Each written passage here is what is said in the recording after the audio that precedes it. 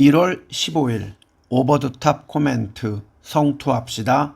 5번째, 미리 보는 미국의 대선. 안녕하세요. 최근에 끝난 대만의 총통 선거에서는 친미 반중을 내세우는 집권 여당인 민진당의 64세 부총통인 윌리엄 라이, 중말로 라이칭더라고 하죠, 가 새로운 총통으로 당선이 되었습니다. 하지만 여당과 야당 어느 누구도 의회에서는 대다수를 확보하는 데 실패했기 때문에 많은 정책을 푸시할 때는 어려움을 가질 것으로 보입니다. 결국 또 다른 야당인 친중국 성향의 TPP와의 협조가 관심이며 앞으로 중국의 시진핑 주석이 어떤 보복을 할지 우려가 되고 있습니다. 선거 후 바이든 대통령은 미국은 대만의 독립을 지지하지 않는다고 이야기를 했습니다. 현상 유지를 원하는 모습입니다.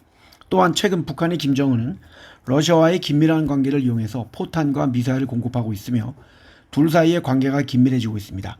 이때 푸틴과 사이가 좋은 트럼프가 만약 대통령으로 당선이 된다면 또 다른 변수가 등장할 것으로 보입니다.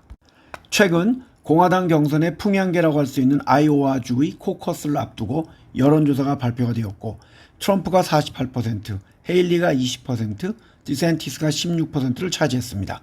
하지만 엄청난 추위와 폭설이 아이오와주로 오면서 코커스 전날인 14일에는 영하 26도까지 떨어지고 체감온도가 영하 40도까지 내려갈 것으로 보이기에 유세를 취소하는 상황입니다. 15일 저녁 7시까지는 아이오와주 공화당원들은 투표를 해야 됩니다. 또한 공화당 경선 주자 중에 하나인 크리스티 전 뉴저지 주지사는 경선 후보를 사퇴했습니다. 결국 지지율이 3.6%밖에 없기 때문에 가망이 없다는 걸로 판단한 것 같습니다. 하지만 그는 무당파로 나올 가능성도 없지 않아 있기에 선거판을 흔들 요인으로 작용할 수 있습니다.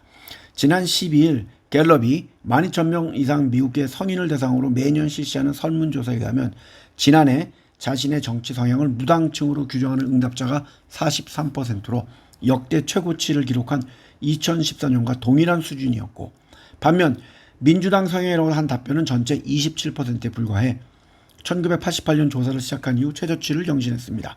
공화당 성향이라는 응답 역시 전체의 27%로 나타났습니다. 공화당의 최저치는 2013년에 25%였습니다. 실제로 작년 말에 뉴욕타임즈가 실시했던 여론조사에서는 무소속 출마를 선언한 암살당한 로버트 F. 케네디 전 법무부 장관의 아들이자 존 F. 케네디 전 대통령의 조카인 69세인 로버트 F. 케네디 주니어 후보가 24%를 받았습니다. 트럼프는 35%, 바이든은 33%를 받았습니다. 따라서 무당파의 움직임 역시 눈여겨봐야 합니다.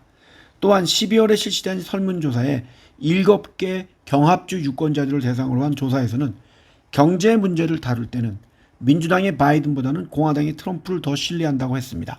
예산 균형, 주택, 이자율, 인플레이션을 포함한 광범위한 문제 해결 능력에서 트럼프가 더 신뢰를 받고 있는 중입니다. 그렇다면 트럼프가 말하고 있는 경제에 관한 내용을 간단히 살펴보겠습니다. 먼저 그는 재선에 성공하면 동맹국을 포함한 모든 외국산 수입품의 관세를 10% 인상할 방침이라고 했습니다. 이렇게 되면 상대국의 보복 관세 등 보호무역주의를 확산시켜 무역전쟁을 일으킬 우려가 커지고 있습니다. 만약 현재 수입품에 부과되는 관세가 5%라면 향후에는 15%로 상향하겠다는 방침입니다. 단 트럼프는 한국을 비롯한 미국과 자유무역협정 FTA를 체결한 20개국에는 이 같은 보복 관세를 도입할지는 확정되지 않았다고 합니다. 전 미국 무역대표부 대표였던 로버트 라이트 하이저 씨는 이번 트럼프가 대통령이 되면 중책을 맡을 것으로 예상이 되며, 그는 미국의 무역 적자 규모와 미국 경제에 미치는 영향을 고려할 때 대통령은 법률에 따라 일방적으로 관세를 부과할 수 있는 권한을 가질 것이라고 이야기했고, 그가 쓴 자유무역이란 없다, No Trade is Free 라는 책을 트럼프는 자기가 재집권을 했을 때 무역 정책을 알려면 이 책을 보라고까지 했습니다. 이러한 발생의 기본은 과거 연방정부 수입의 80%를 관세에서 얻었다고 한 자료 때문입니다. 19세기부터 2차 세계대전까지 실제로 그런 적이 있습니다. 그렇기 때문에 트럼프는 바이든 정부처럼 국민한테 세금을 걷어서 중국을 돕는 게 아니라 중국이나 외국에서 세금을 걷어서 미국을 더 잘 살게 하겠다는 취지로 이런 주장을 하는 것입니다. 실제로 각 나라의 단순 평균 관세율을 비교하면 미국은 3.3%입니다. 한국은 농산물의 관세가 높아서 상대적으로 높은 13.4%입니다. 인도가 18.1%이고 중국이 7.5%, 일본이 3.9%, 싱가포르는 0%입니다.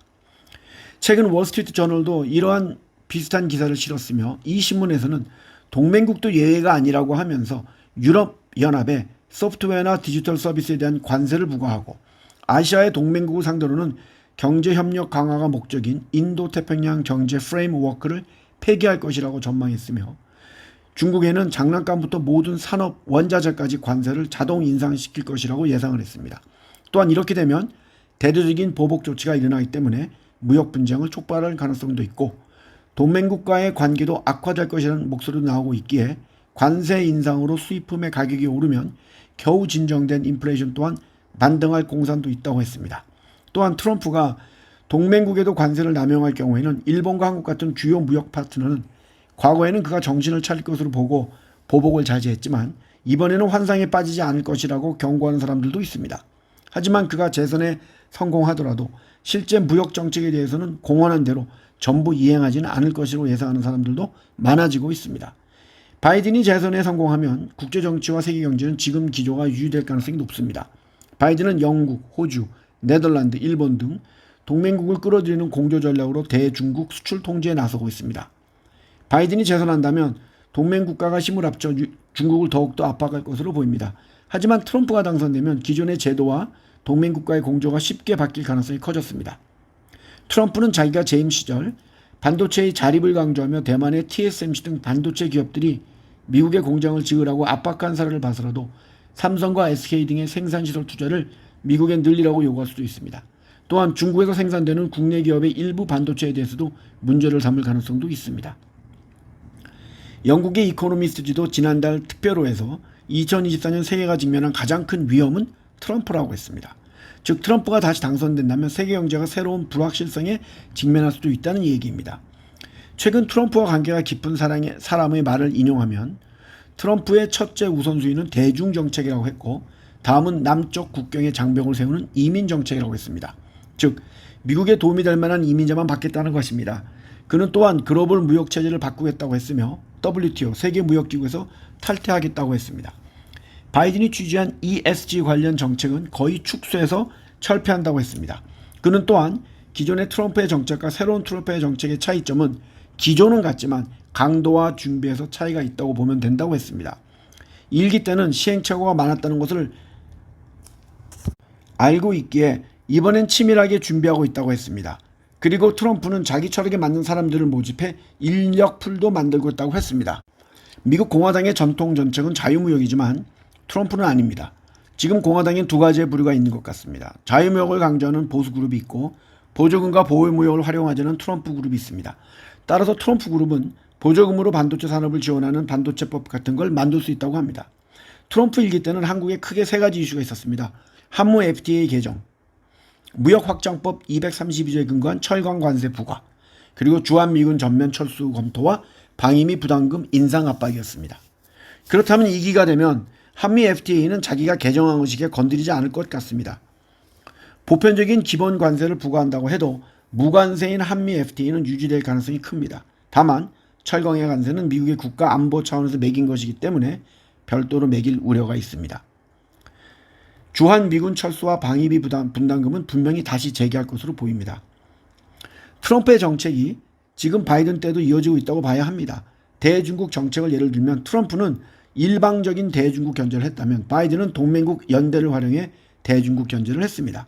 무역 정책도 트럼프 때는 TPP를 탈퇴했고 동맹국까지 추가 관세 부과를 했는데 바이든은 실제로 TPP로 돌아간다는 이야기는 하지 않았고 적극적으로 자유무역 협정에 나설 의사를 보이지 않고 있습니다. 그리고 트럼프가 내세웠던 미국 우선주의도 이어지고 있습니다. 최근 중국 정부나 중국의 엘리트들의 입장에서는 트럼프는 사업가이기 때문에 오히려 협상이 가능하고 트럼프가 대통령이 되는 일 자체가 미국에는 손실이기 때문에 트럼프를 선호한다는 말이 나오고 있습니다. 우리나라도 미리미리 준비를 많이 해야 될 필요가 있다고 봅니다. 투자에 참고하시길 바랍니다.